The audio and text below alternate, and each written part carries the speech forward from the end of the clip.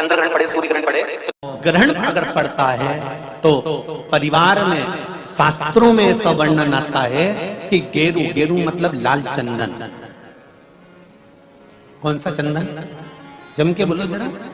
लाल चंदन।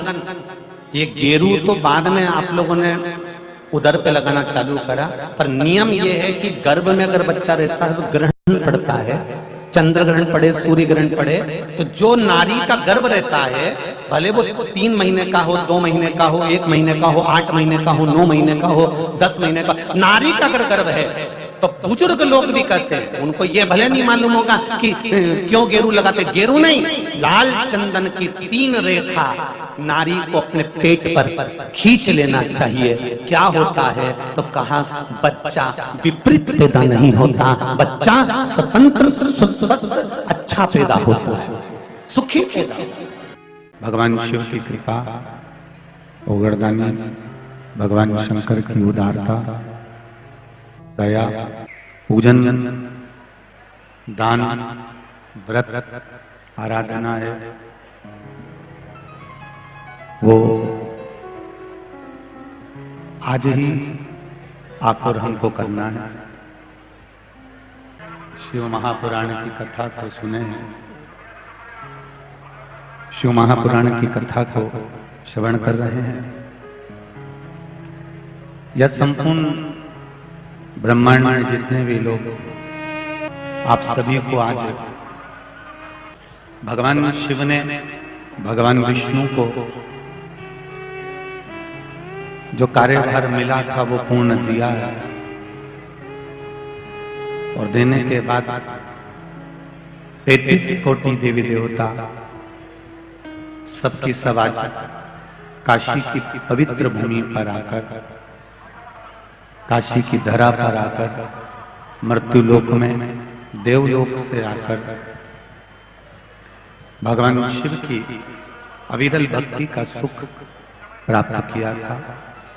और बड़ा सुंदर दीप पर्व पूरे ब्रह्मांड में, पूरे काशी में, पूरे मृत्युलोक में 33 कोटि देवी देवताओं ने मिलकर किया, सभी ने मिलकर। इसलिए ये प्रयास करना, आज अपने अपने घर के दरवाजे पर दीप दान करो। कोई जलाशय, कोई नदी, कोई कुआं, कोई बावड़ी, कोई तालाब, कोई सरोवर नजदीक में हो तो वहां दीप दान करो। ना हो तो पीपल का वृक्ष, आंवले का वृक्ष, बेलपत्री का वृक्ष, बट वृक्ष, ऐसे मूल वृक्षों के नीचे भी दीप दान कर सकते हो। और जीवन का सुख आपके हर पल बना रहे, यही बाबा से निवेदन है। नियम यह है कि गर्भ में अगर बच्चा रहता है तो ग्रहण पड़ता है, चंद्र ग्रहण पड़े, सूर्य ग्रहण पड़े, तो जो नारी का गर्भ रहता है, भले वो 3 महीने का हो, 2 महीने का हो, 1 महीने का हो, 8 महीने का हो, 9 महीने का हो, 10 महीने का, नारी का अगर गर्भ है तो बुजुर्ग लोग भी कहते हैं, उनको ये भले नहीं मालूम होगा कि क्यों गेरू लगाते। गेरू नहीं, लाल चंदन की 3 रेखा नारी को अपने पेट पर खींच लेना चाहिए। क्या होता है तो कहा, बच्चा विपरीत पैदा नहीं होता, बच्चा स्वतंत्र स्वस्थ अच्छा पैदा होता है, सुखी पैदा होता है। नारियों को, स्त्रियों को अखंड सौभाग्य के लिए जो नारी वैधव्य नहीं होना चाहती है, उस नारी को पूर्णिमा के कितने व्रत करना चाहिए। जिस नारी के यहाँ संतान नहीं हो, औलाद नहीं हो, उसको पूर्णिमा के कितने व्रत करना चाहिए।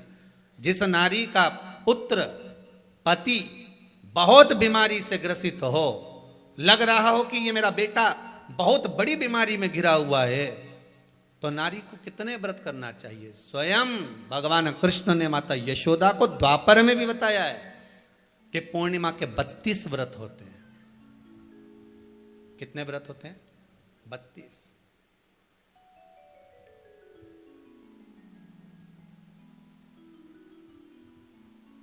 स्वयं भगवान कृष्ण यशोदा रानी को, माता यशोदा जी को भी बता रहे हैं 32 व्रत।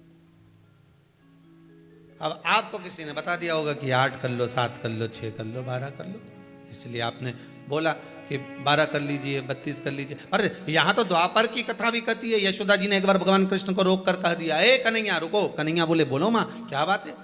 कन्हैया जरा रुकिए, इधर आओ जरा। भगवान कृष्ण आए हाँ मां बोलिए। किस जगह का प्रसंग है ये? जिस समय पर राधा रानी कुरुक्षेत्र में नंद बाबा और यशोदा जी को लेकर कुरुक्षेत्र के कुंड में ब्रह्म सरोवर में स्नान कराने के लिए लेकर जाती है, ग्रहण का समय पर। और जब भगवान कृष्ण उस कुरुक्षेत्र के उस सरोवर में स्नान करने आते हैं, तब यशोदा जी ने अपने लाला से प्रश्न किया है, पूछा है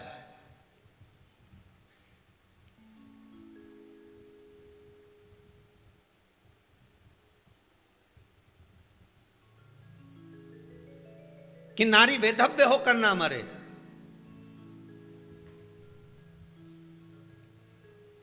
उसका पति कोई रोग से ग्रसित ना हो, उसका पुत्र किसी रोग में ना पड़े। अरे भाई कितना सुंदर संवाद लिखा है। अगर किसी माता का पुत्र मान लो किसी नशे में डूबा हुआ है, कोई नशा कर रहा है और गलत नशा है, आपको लग रहा है कि यह नशे में डूबा हुआ है, आपको लग रहा है कि यह गलत जगह पर डूब गया है, आपको लग रहा है कि मदिरापान में, मांसाहार में या अधिक गांजा आदि का जो भी नशे होते हैं, जितने भी नशे, उसमें डूब चुका है। और माँ उसको समझा रही है, तू नशे में मत डूब, तू इस काम को मत कर, तू ये गलत कर्म मत कर। माँ उसको समझा कर हार गई।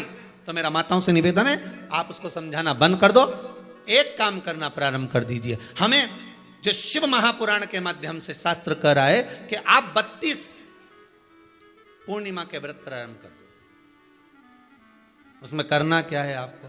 केवल जिस दिन व्रत रहे, रात्रि के समय पर कोई भी मीठा कुछ भी सामग्री आप चंद्र की रोशनी में, चंद्र को अर्घ देने के बाद, पूजन करने के बाद उसको रखो, और वही सामग्री जो नशा कर रहा है उसको पूर्णिमा के दूसरे दिन उसको खिलाओ।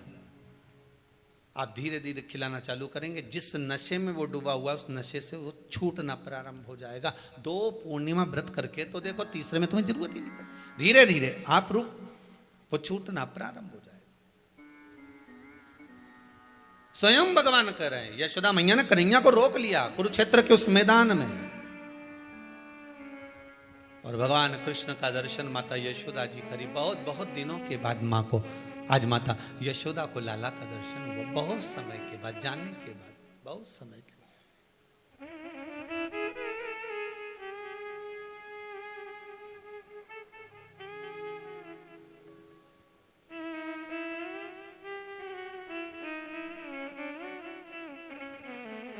आज नए